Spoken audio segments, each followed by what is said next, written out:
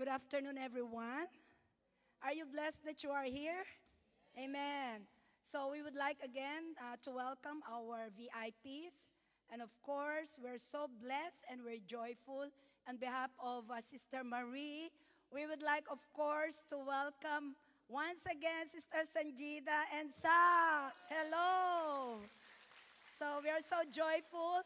And God really loves this church because I know this is where most of us have grown in our walk with God. Amen.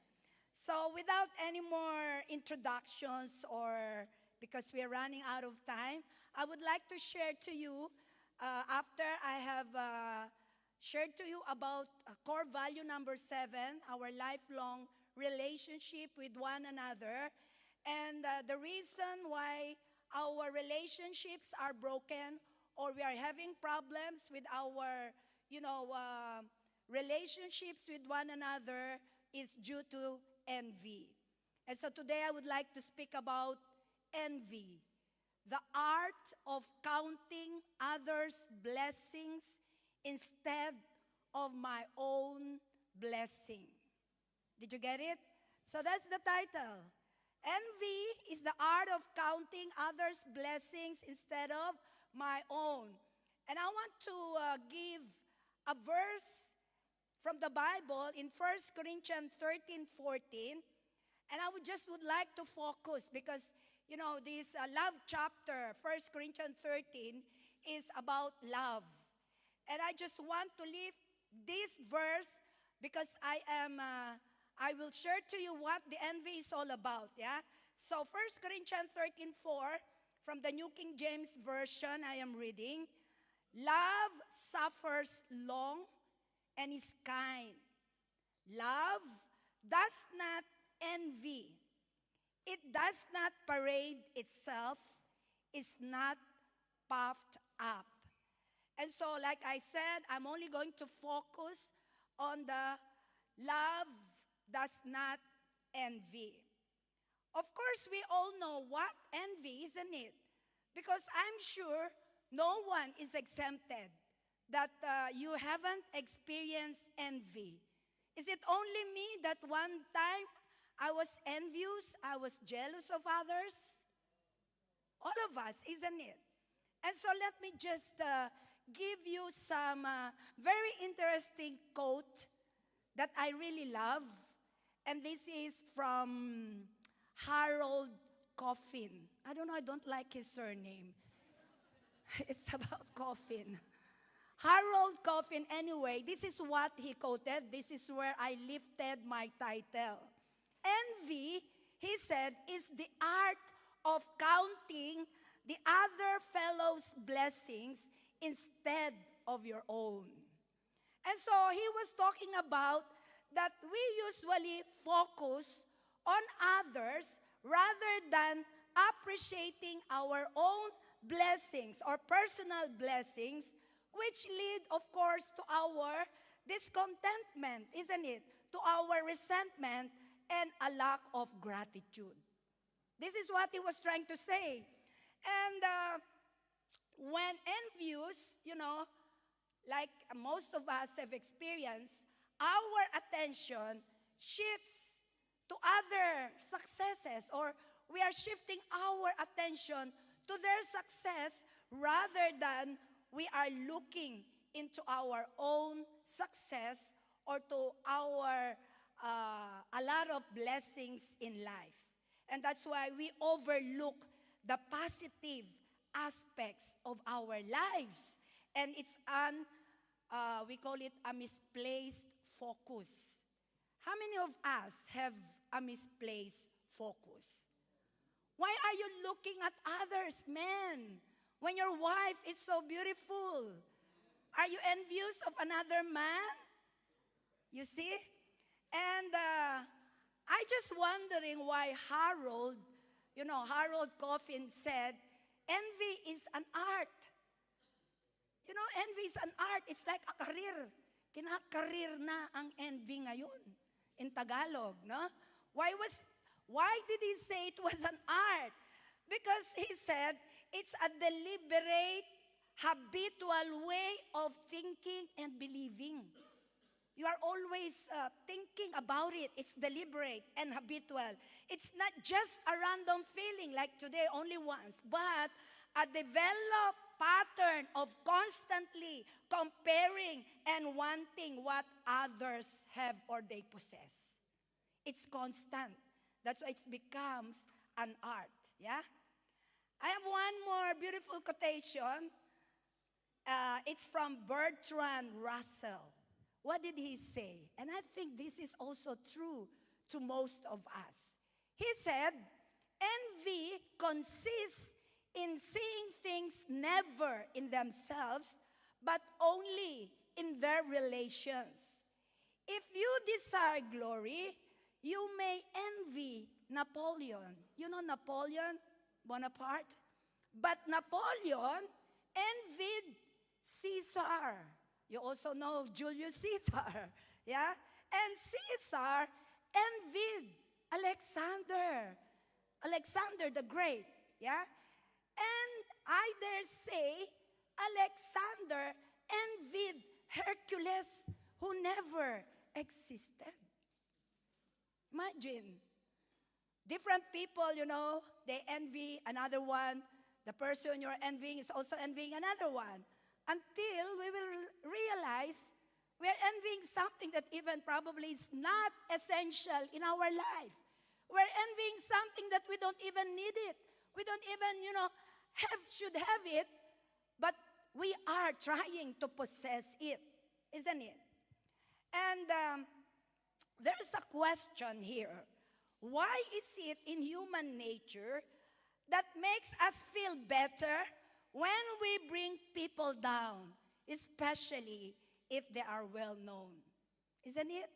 There's a feeling in us that, person who are popular or person who are better than us, when they are being put down, whether you will admit or not, you're quite happy about it, isn't it? Yeah, listen to this. Kitty Kelly, it's not my granddaughter. Her name is Kitty. Kelly is her surname. You know that she was paid $3.5 million to write a book about Nancy Reagan. I think you know Nancy Reagan. She's the wife of the former president of United States. And the title of the book was Nancy Reagan, the Unauthorized Biography. If you know Kitty Kelly, she has a poison pen. And she is a poison pen biographer. What is that?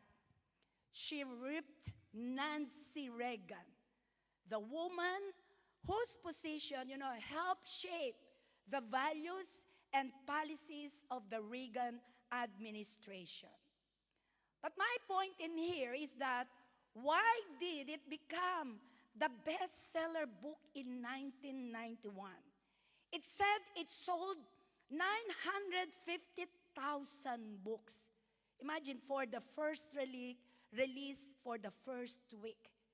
950,000 people bought the book. And in that book, wherein Kitty Kelly ripped Nancy Reagan, it's all about gossips and controversies. And why would the 950,000 people buy a book about someone that's full of bad news and allegations? Isn't it? Why do people, feel better when other people's fault or shortcomings are shown? I tried to Google what was Kitty Kelly's, allegations, and it's not nice to say here in the pulpit. You can Google it so that you're not saying I'm only, trying to make a point here, but this is really true. You know why? Because of the word envy. They just envy, Nancy Reagan probably, and they want to destroy her. And we know that envy, there are synonyms of envy. When you hear the word jealousy, isn't it? Spiteful, ill will, and malice. These are all related to the so-called the green-eyed monster. Have you heard this one? The green-eyed monster and the eating of one's heart out. Well, the people from Stratford-upon-Avon are here. And this is where William Shakespeare was born. Actually, it was William Shakespeare who coined this word, this green-eyed monster. In his play, I don't know if in high school you remember Othello, the play, yeah? Where the character Iago, describes jealousy as a threatening, personified monster with green eyes. And William Shakespeare used this metaphor because the green is a long-standing, meaning of green. I think we know this one, that is associated with envy. Yeah? It was associated with envy and sickness, which was linked to the ancient Greek belief that jealousy caused a greenish tint to the skin. That's the reason why they call it the green-eyed monster. And they believe that it causes the bile to turn the skin green. Or maybe because of stress, because of anger, because of jealousy, your bile is producing more and it causes green. How many of you watch Wicked? I watch Wicked. It's that Alphaba who is green colored. And he was associated to wickedness. Yeah, so the green. So when you say green mustard eye, it's all about the jealousy. Why monster? Shakespeare, knows that the monster represents destruction. It represents destructive nature of the emotion. It's a personification of envy that becomes powerful.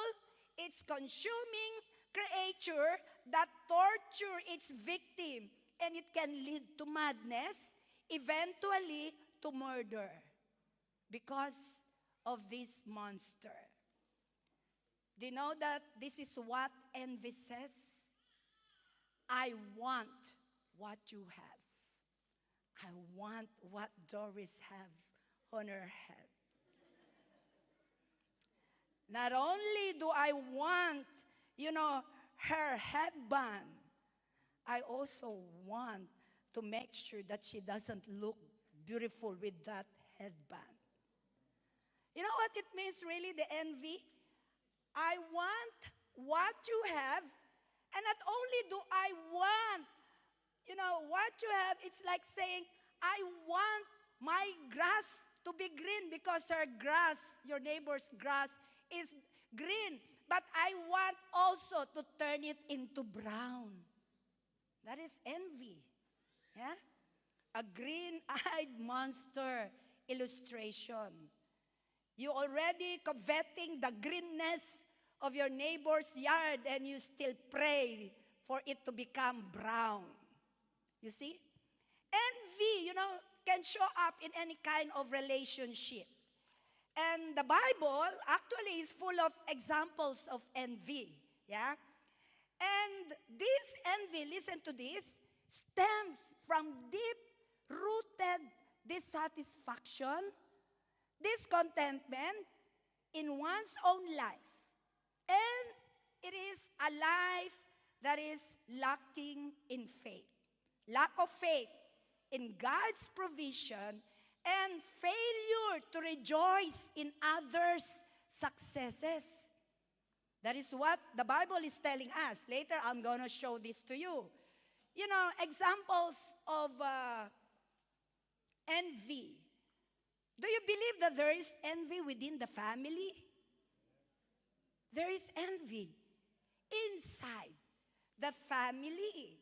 And examples of sibling rivalry in the Bible. You remember Jacob and Esau? There was a sibling rivalry. The stolen birthright, yeah? And so you know what happened between Jacob and Esau until there is, they have been separated, and Esau hated Jacob. Not only Jacob and Esau, even Cain and Abel. There was a sibling rivalry, isn't it? And this was, an envy on the part of Cain, because this feeling of envy, when God, accepted Abel's offering, he felt that this is injustice, or it's not fair, and he was humiliated because his offering was not accepted. And he believed that this spiritual favor, is not fair on him, and it led him to the first murder in the Bible. You see? How about Rachel and Leah? They were also sisters, but they had a sibling rivalry. Leah, felt unloved. So she was envious of Rachel. And the other hand, if you know their story, Rachel was also, envious of Leah because of fertility. She was not, having children at that time. And so she was, insecure of her sister. And of course, lately, we know the story of Joseph and his brothers. Because again of envy, when Joseph told them that he had a dream, that they will be bowing down before him, they could not believe, and they got envious. And so they decided actually to kill their brother, but they just, threw him in the pit. And so, even in our own family, there is sibling rivalry. And that's why we have to pray. Pray so hard that our children will not have jealousy between each other. Pray for them. During the night, you have to pray for your family, because there will be this green-eyed monster that will be, appearing in our own home. Their story, this sibling rivalry shows us that when there is envy, there is bitterness, and competition can strain relationship, and it will lead to misery. For all of us, try to look back. Did you have any kind of sibling rivalry to your, brothers or sisters, that because of them you have been separated and you're not even very close to each other? So there is certainly envy in the family. That's why I said, pray for your own family. There's also envy in the workplace, isn't it? How many of you, we envy, those seniors or those who are being promoted. By how come I'm not being promoted? I should be in her place. So surely, of course, there is envy in our workplace. The nurses envy another nurse. A doctor will envy another doctor. And there's a lot that is going on in our workplace. That's why there is misunderstanding, there's chaos. They don't want to obey, they don't want to do it, so that leader or their boss will be into trouble because of envy. Even in school, there's also this green-eyed monster. Students, they compare their grades. They look at each other. What did you get? Why did she mark you perfect and mine is only 50%, isn't it? And they will compare their athletic abilities. That's why they will really try their best because of competition. And when they, lose, they begin to cry. They're so bitter. I'm teaching my grandson Genesis, because every time he's not envious of someone who won. It's just the accepting of the loss or the losses.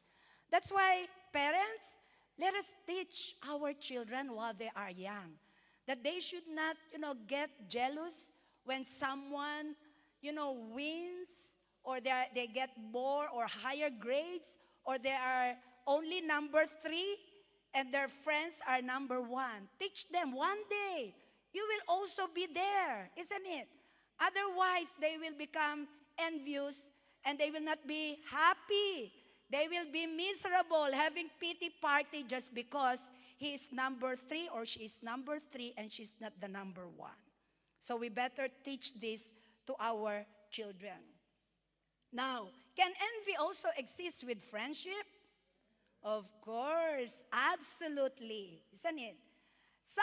I heard someone, she was telling, she said, "Oh, are you saying that my best friend is beautiful?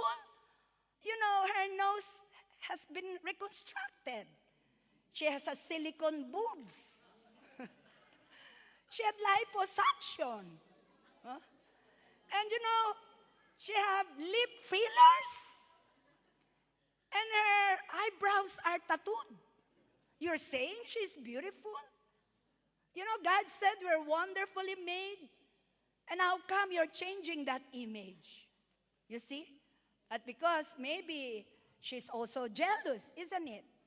That's why it is very important that we have to check our heart. Amen?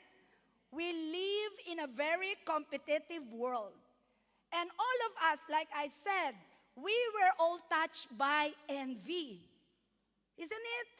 We were all touched by envy.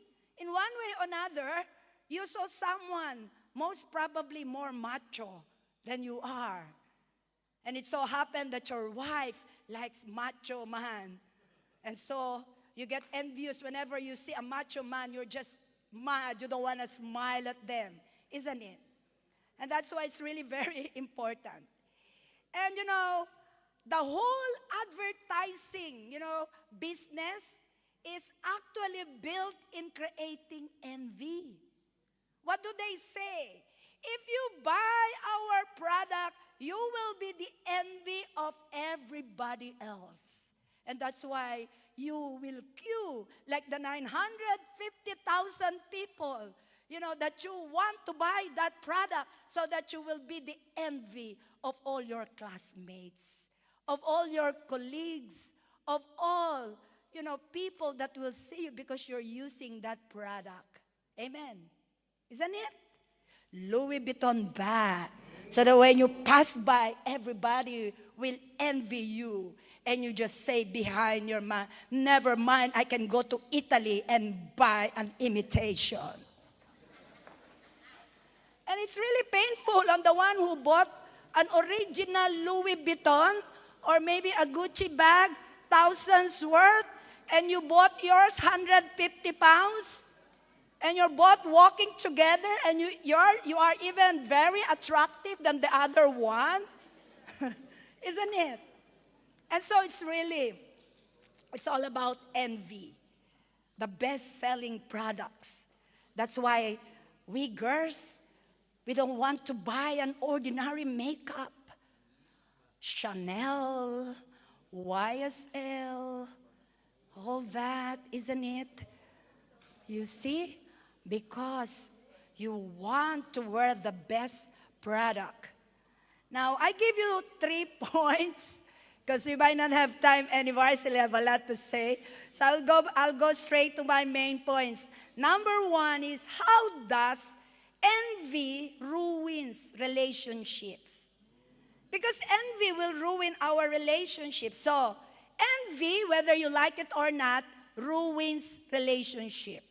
No matter how close you are saying you are BFF. Oh, I have seen this. When I was in high school, I went to college, I went to the uni, I've actually worked.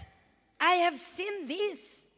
They were BFF, and suddenly they are the worst enemy.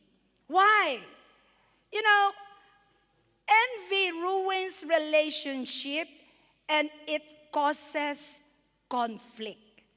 James 4:1-3 tells us, listen to this.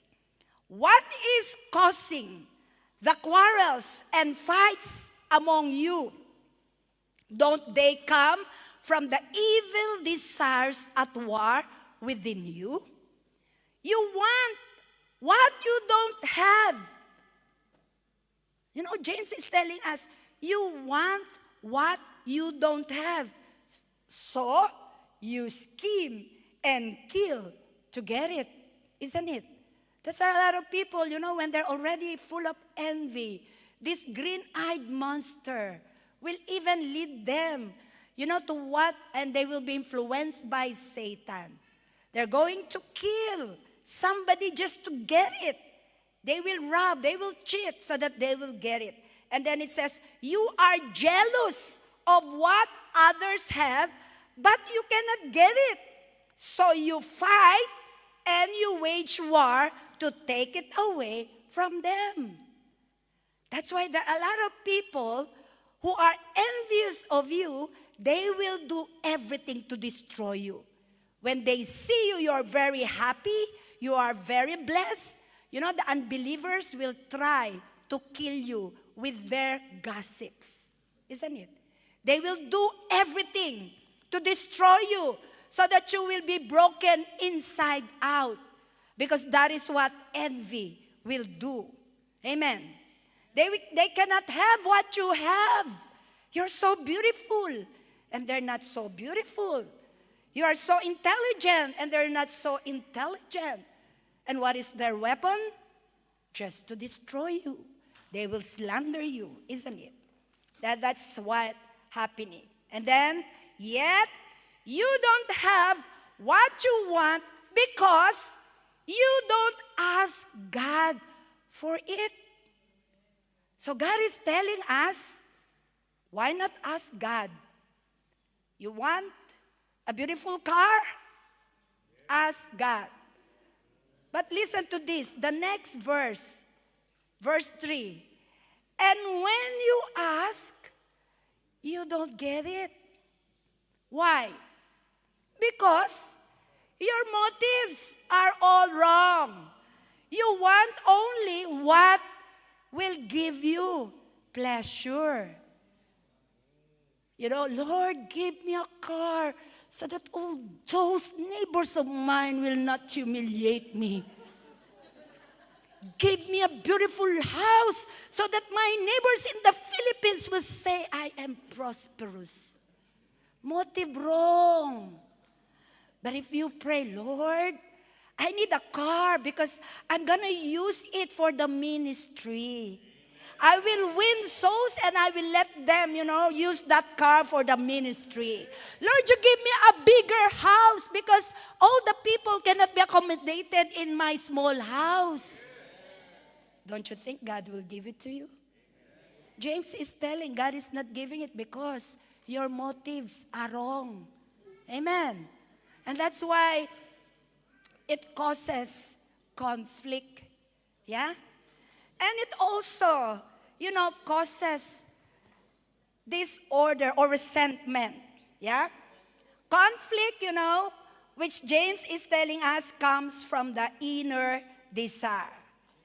And it also, number 2, causes resentment. Envy causes resentment. And it makes us miserable. Look at this, Proverbs 14:30. What does it say? A peaceful heart leads to a healthy body. How many of you have healthy body? Amen. Jealousy is like cancer in the bones. Why? It corrodes the soul. That's why, you know, Solomon is saying that jealousy is like cancer. It corrodes the bone.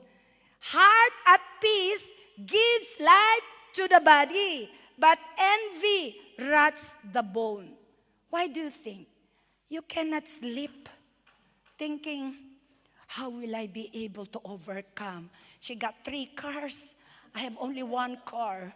You cannot sleep. Maybe if I will bank maybe 20 days, these are all my bank, I will call in sick and I will use that. You're thinking you cannot sleep, isn't it? And you cannot eat. When your family, your husband or your wife says, come on, let's eat. No, I'm still thinking how I could get all this. And you cannot sleep also, isn't it? You are not sleeping because you're thinking on your schemes on how you will be able to get it. That's why it's like a cancer now in your bone. It rots your bone, yeah? You don't have any more peace. You're already, in Tagalog, natotorete. Because you are just already thinking, how can I have a beautiful house like her, like them? How can I have a Mercedes-Benz like Sister Marie? You know, you are actually ruining yourself, your peace of mind. Yeah? It has a detrimental effect on your well-being if you are envious, isn't it? You cannot smile at the person that you are envious. You look at those neighbors of you. Can they smile at you? I know people who are envious. I have experienced somebody. Every time you meet them, you should be seeing eye to eye. They will turn away from you. They don't want to look how beautiful you are. Isn't it? It's true. Because they're envious of you. You see, that's why if there are people that they don't want to see you eye to eye, that they avoid you, probably they're envious of you, isn't it? They cannot even come to you and say hello and kiss you. Even in the church. You think in the church there's no envy? Very good. For people who are not envious, but still, you know, there are still people who are envious. You know that you cannot be happy and envious at the same time. Isn't it? Can you? You wanted to get promoted, you're envious of your colleague. When you are at work, are you happy? No, you're not. You're always thinking, I should be the one there. Why is she the one there? Isn't it? You cannot be happy at the same time. Envy will torment us and eventually consume us. It gets bigger and bigger. And you're obsessed with your competition. Then you get depressed and you get miserable. That's why you'll think, why is she miserable? Nobody can explain. Maybe inside of her, she's jealous of something, isn't it? Maybe that's the reason. So one of the greatest secrets of happiness in our life is to eliminate envy. Amen? Did you hear that? We have to eliminate envy. So second point, how do we eliminate envy? How do we eliminate envy from our life? So this is the second point. We can overcome envy. You think you can overcome envy? Yes, we can. Why not? So how do we overcome? Well, of course, the ultimate weapon against jealousy and envy is simply to do your best. Do your best, isn't it?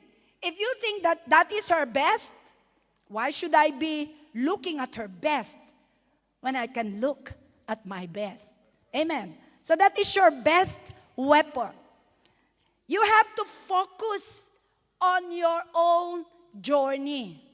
Amen? Do not focus on anybody's journey. Focus on your own strength. Instead of comparing your weakness to others' strength, focus on your own unique talents.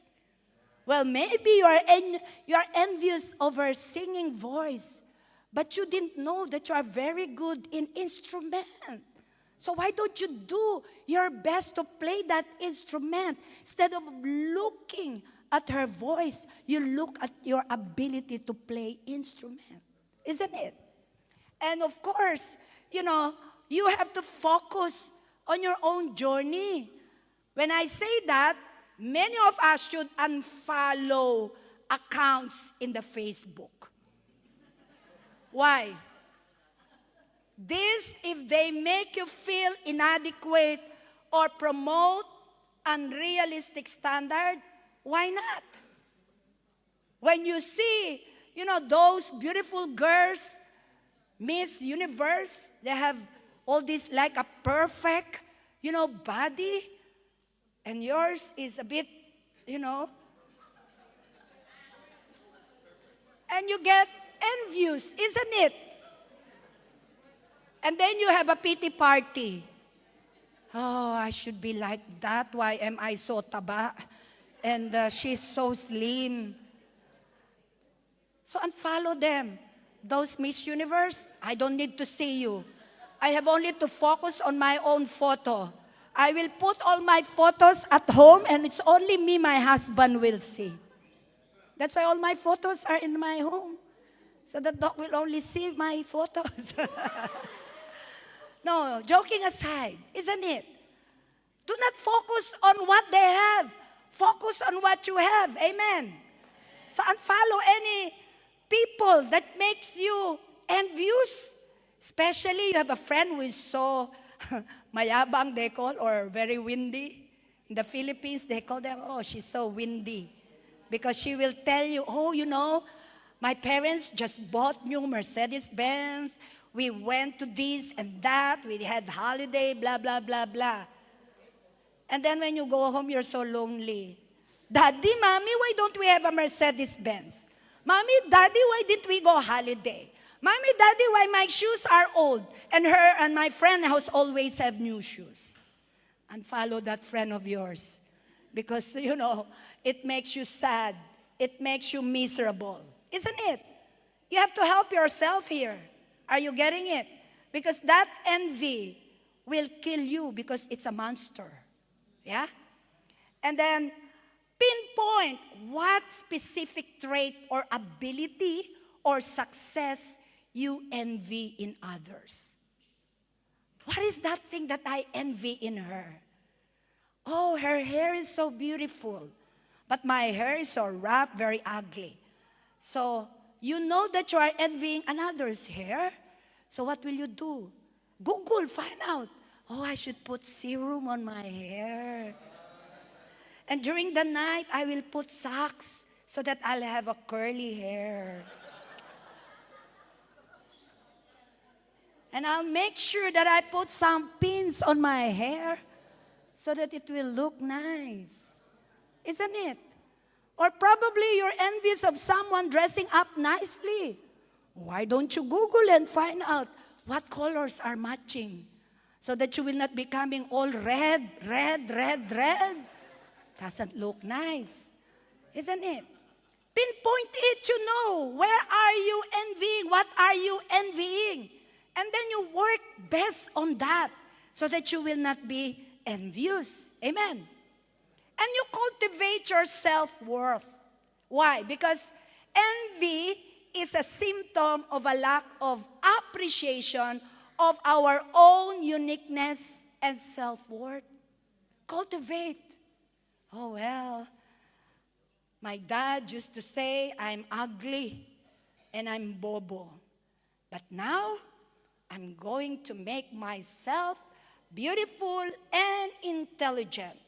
I will study harder, and I will, I will not have rhinoplasty, but I will always smile, because smile, is making, the smile on our face makes you beautiful.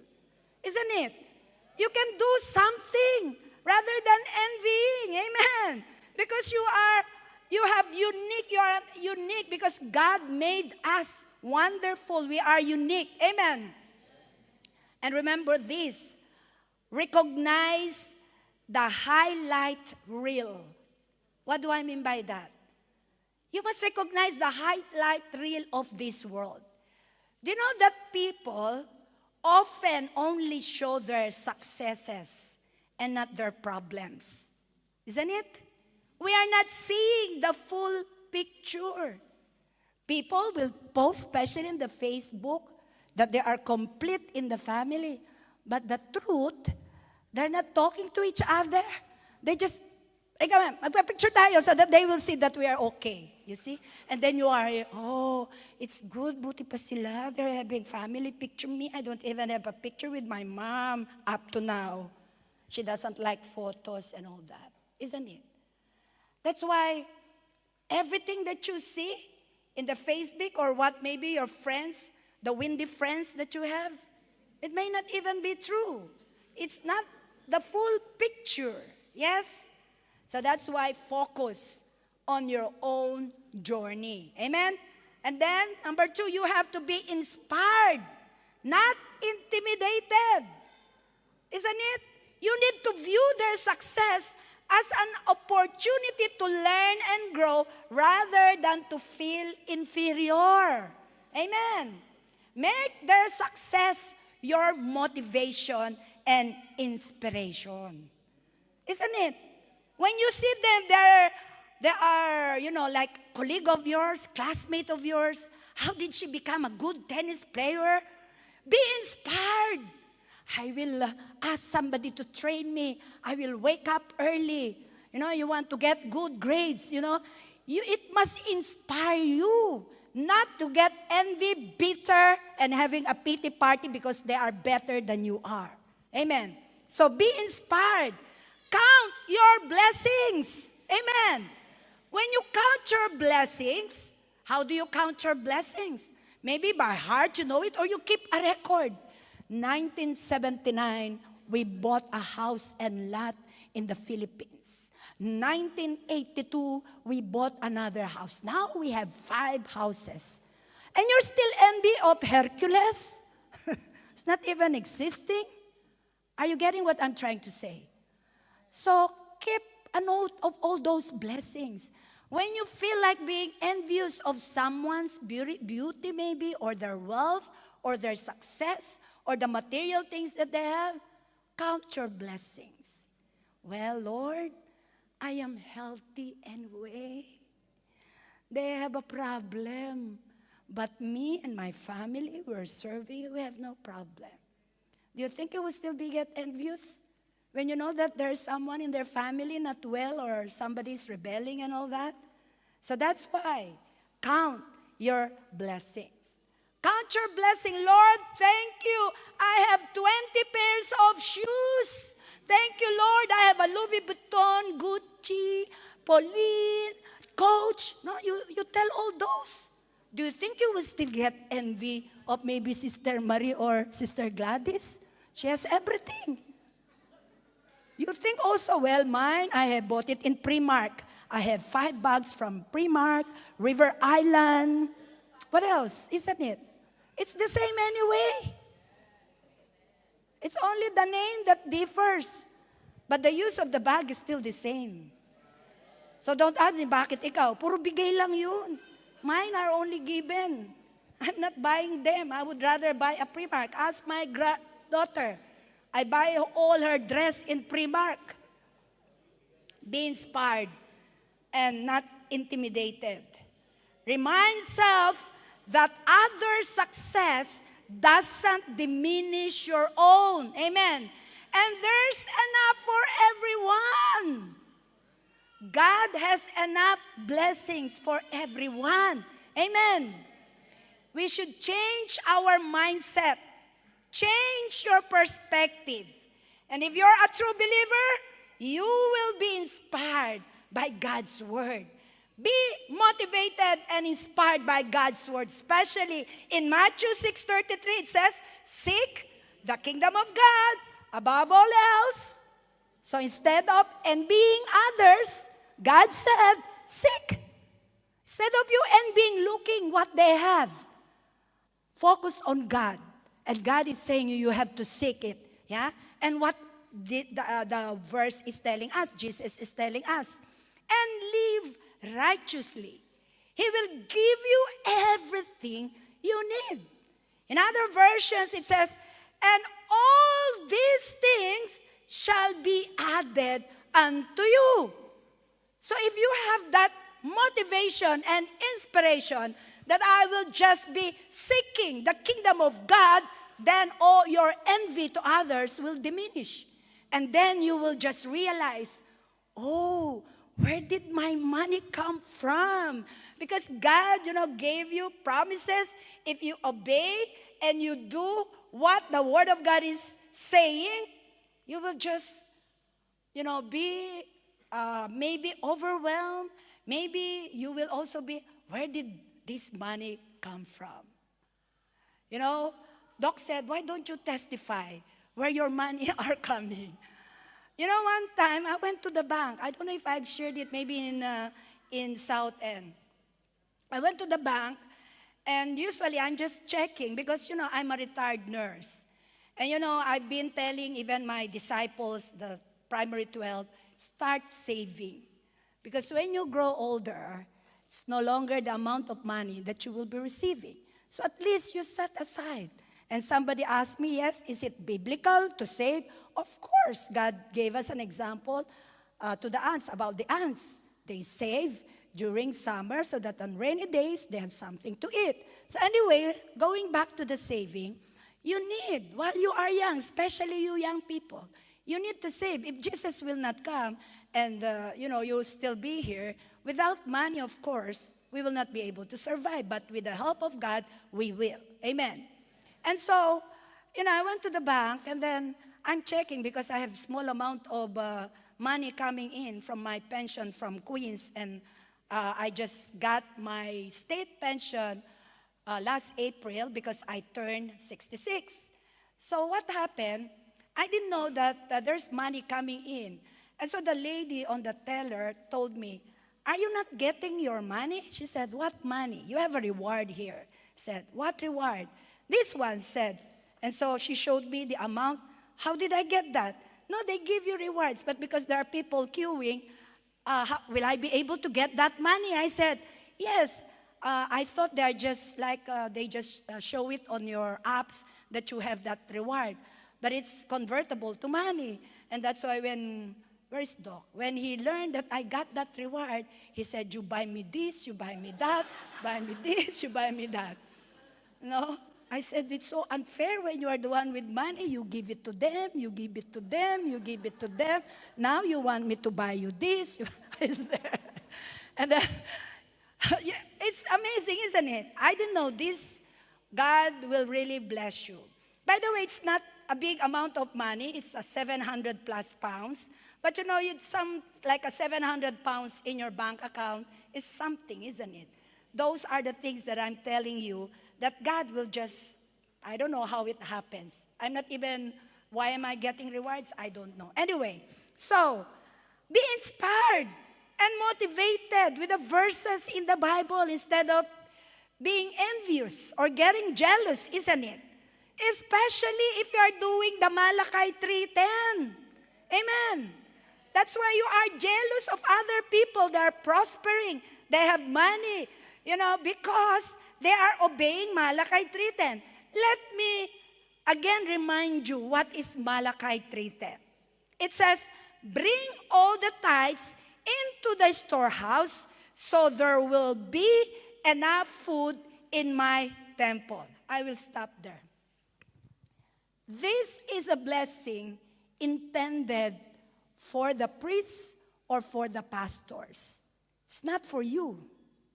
Did you get that? It is for the pastor to bring, he said, bring your 10%, bring your first fruit, bring to the storehouse because you have a blessing. Yeah? But for those who obey, let me continue.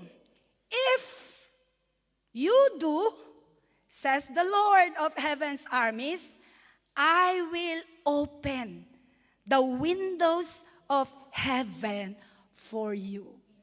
It's not for the pastor windows that will be open. It is for you if you obey. So if you're not doing or giving the 10%, God will not open the windows of heaven. What is the meaning of window heavens? It says here, I will pour out blessings so great that you won't have enough room to take it in. Are you experiencing this? Amen. For those who are obeying the tithing, that you will not have any room.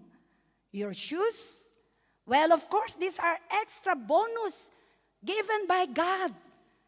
You have all your needs, even your wants, because God is promising that He will open the windows of heaven for you. I will pour out blessing so great. Imagine. That's why if you're not doing this, you will just be getting envious. Dami niya sapatos, oh. Gaganda ng mga damit niya. Palagi siyang bili ng bili. Tights siya ng tights. Ikaw, nagta-tights ka? I'm sorry to say, this is true. You want a blessing? Obey God. Because all the blessing maybe of that person all comes from God. I could say all my blessings come from God. Amen. The anointing of is when you obey Him. Amen. And so, Malachi 3:10 is telling us, try it. Try it. Put me to test. It just didn't put there so that you will not envy others. Isn't it? When you test God, you try it, give your 10%, to the storehouse, then God will do His move. If you don't do that, you will not receive it. You will not have it. If you are having only little, it's because of the grace of God in you. He's full of grace.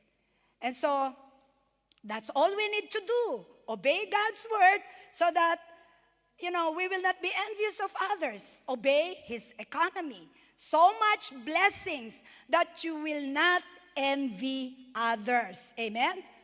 And the third, of course, is to be content. Be content. What does Philippians 4:11 tells us? Let me read it to you. Philippians 4, 4:11, from verses 11 to 13. This is Paul thanking for their gifts. Not that I was ever in need, for I have learned how to be content with whatever I have. I know how to live on almost nothing or with everything. I have learned the secret of living in every situation, whether it is with a full stomach or empty, with plenty or little. For I can do everything through Christ who gives the strength. It will be Jesus Christ who will give us the strength that He will make us contented in life. Because there's so many of us who are not contented. You have just been to a holiday and you saw another one going holiday. You want to go now? Let's go holiday. You tell your husband or your wife, let's go holiday. Oh, let's buy a new car. There's you just bought a new car, then you want. Of course, there's nothing wrong if you have money. But the problem is you are just what? Borrowing. That's why you will be in trouble. You will be in chaos. It will be disaster because you don't have the money. But because you are envious, you want to have more and more and more. And so the solution is just be content. Amen. Yeah? You become very silent. Number three, we must understand the difference between a godly envy and a human envy. Is there such thing as godly envy and human envy? Because somebody asked me, is it a sin to be envious? Yes, the Bible says so. But how come God said He is also envy? We will look in the scripture and I'll explain it to you. We must know or understand the difference between a godly envy and a human envy. What is a godly envy? Godly envy, or this is called the righteous zeal of our Lord. Yeah? It is God's strong desire and protectiveness for the worship and service that are His alone. Did you get it? Meaning to say, this is a jealousy that is described that is not actually sinful, but or controlling kind of jealousy, but it is the righteous, or we call it the righteousness of God. He alone deserves to be worshipped. Amen? Do you worship another person? No. It's only God that needs to be worshipped. God's jealousy or envious is a reflection of God's love for His people. Why? It is His desire to maintain a pure and exclusive relationship with His people, to protect them from harm that comes from idolatry. What is the harm that comes from idolatry? Their spiritual destruction. Why? Okay. In Exodus 21-6. Do you know Exodus 21-6? You don't know. That is where the 10 commandments are written. Yeah? And the first commandment is about envy or God's jealousy. Let me read it to you. Then God gave the people all these instructions. On verse 2, I am the Lord your God who rescued you from the land of Egypt, the place of your slavery. You must not have any other God but me. Did you hear that? Do you have any other God?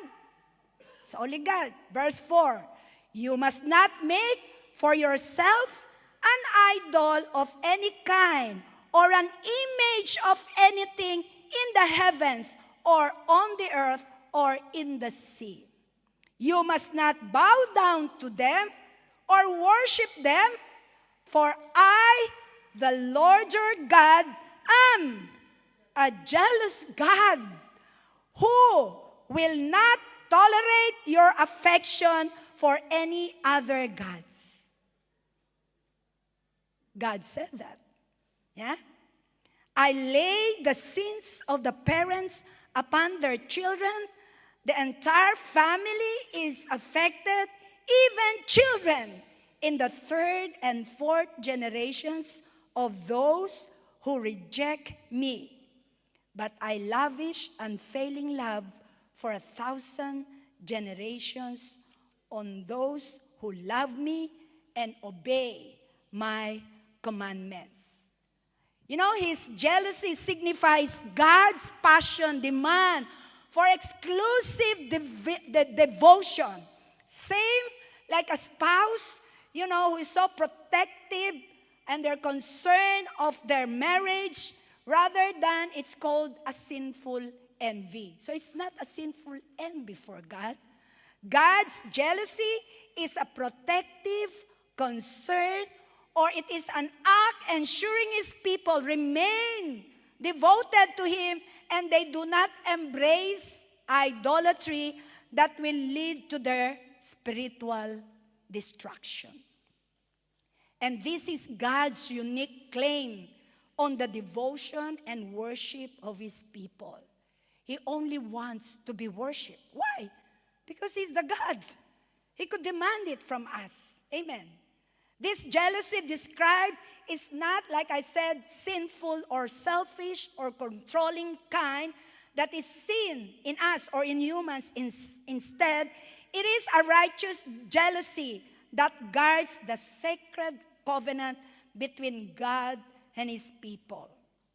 Righteous zeal, that is what it is. Insecurity versus righteousness. Human envy stems from insecurity, from fear or disappointment. God's jealousy, by contrast, is a righteous quality of His identity linked to His holiness. Sinful versus non-sinful envy. While envy is actually a sin. Remember, envy is a sin. Amen. In human terms, it is sin to us and often linked due to what? Selfish ambition. But God's jealousy is never sinful. Why? Because He is God. He cannot sin. Amen. He cannot sin. He is God. Look at 1 Corinthians 3:3. For you are still controlled by your sinful nature. You are jealous of one another and quarrel with each other. doesn't that prove you are controlled by your sinful nature? So if you are envious, if we are still envious, meaning to say we are still being controlled by our sinful nature or our carnal nature. We are still operating on the human or the flesh, the outside man. We are not operating, the spiritual man, the man that was born again. Are you getting it? That's why Paul warns Christians in 1 Corinthians 10:22. He said, what? Do we dare to rouse the Lord's jealousy? Do you think we are stronger than He is? What is He trying to say? If you're still, doing idolatry, because He's jealous. He is telling us, do you think we are stronger than Him? We cannot rouse God's jealousy. So it's about time that we will decide that we have only one God. That we do not, worship idols. We are no longer worshiping those statues. They have eyes, but they cannot see. They have hands and feet, but they cannot walk, they cannot choose their hands. And we read it, that there is, of course, a warning. And so today, because we claim that we are born-again Christians, for those who have genuinely accepted the Lord, reasons why we cannot maintain lifelong relationships, maybe some, it's not us outside, they are, envious of many people that they are linked with or connected. And so I want to conclude today. The antidote to envy is that we must acknowledge our own blessings. It's a powerful antidote to envy. Amen? When you think of the blessings that God has given you, you will not be envious of others. And you have to see our self-worth, that we are a child or we are children of God, that He has so many blessings in store for us. Amen? God has so many blessings in store for us. And we need to trust God for what we desire and what we need. We need to commit our ways to the Lord and patiently wait for Him to bless us. Wait for Him. Why are you waiting? Because you're not doing it, so you will really wait long. But if you do it now, like I was telling you, obey Him, Matthew 6:33, Malachi 3:10, then you will not wait longer. Amen. Just trust and believe. Amen. Let us replace envy with love. Because we read it in the 1 Corinthians 13:4, that true love does not envy. And replacing that envy with righteousness of Christ is the essential for a joy-filled life. Do you believe? Amen. So may I request you all to stand? And I want to pray for you. I wouldn't ask you to come and ask, who are you people who are full of envy? I'm sure you will not come here. Listen, because you're no longer envious. We have all been, released from the sin of envy. This is just a reminder for all of us. Because if we want to make it to heaven, and we want, to be with our Lord Jesus Christ, let us eliminate envy from now on. You can have it anyway. Whatever that person you are envying, you can also have it because you're also a child of God. Amen. Just focus on your relationship with Christ. And so today, if there's anyone who wanted to renew, refresh their relationship with Christ, with our Lord Jesus Christ, because He's the answer to all our needs, to all our longings, Just say, Lord Jesus, I just want to renew my relationship with you. I have been so complacent. I have been so lazy in activating my relationship with you. I want to attend my cell group consistently from now on. I want to obey your word, Lord. Whatever I hear your word from my devotions, I will apply it, oh God. Lord, I want to renew that my life will be dedicated to you once again. That I will live a Christ-centered life and a Holy Spirit-led, controlled life, oh God. So Lord, you see our hearts today. Put fire on our hearts, oh God. That while we are waiting patiently for you, oh God, we are doing something for your kingdom. So that, Lord, we will receive your blessings, oh God. That we will not focus on other people. We will not look at other family, our other co-workers, classmates, oh God, our neighbors. But we will focus on you, Lord. Believing, oh God, that if we seek your kingdom and all your righteousness, even our wants, oh God, you will give it to us. Because you are a very loving, a very nurturing God. That you have a lot of promises in store for us. So there's no reason, oh God, that we will be envious and be jealous of others. What you have done to them, you will do it to us, oh God. And so, Lord, even the kingdom economy, the tithing, oh God, you have challenged us all. And Lord, we thank you for all those people who are so generous, who are so hospitable, oh God, that they obey you not because of us, the pastors or leaders, but because they love you. They are inspired. They're motivated of your word. And they can see the result to other people of God, that those people who obey you, those people who are doing what you want us to do, they are motivated, oh God, and they're no longer envious and jealous. Lord, thank you for this commitment. Help us, oh God, that this green-eyed monster, we will kill it, oh God.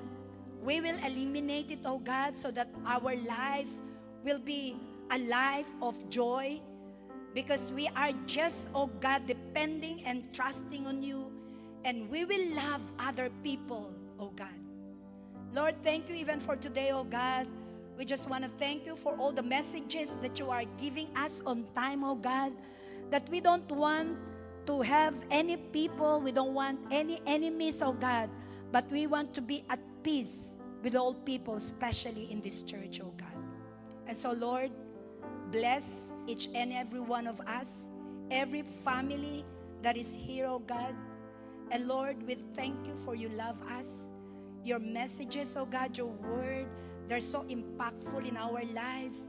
You really want us to go to heaven without blemish, because we are believing you are coming soon, and we are waiting for the rapture with a pure heart, oh God. Lord, we love you because you loved us first. We thank you for all your blessing to us. We thank you even for the problems, for the trials and temptations, because you want us to become genuine. You want us to become real children of yours, oh God. And so, Lord, all the glory belongs only to you. And everyone will just say, in Jesus' name, amen and amen. Hallelujah. Glory to God.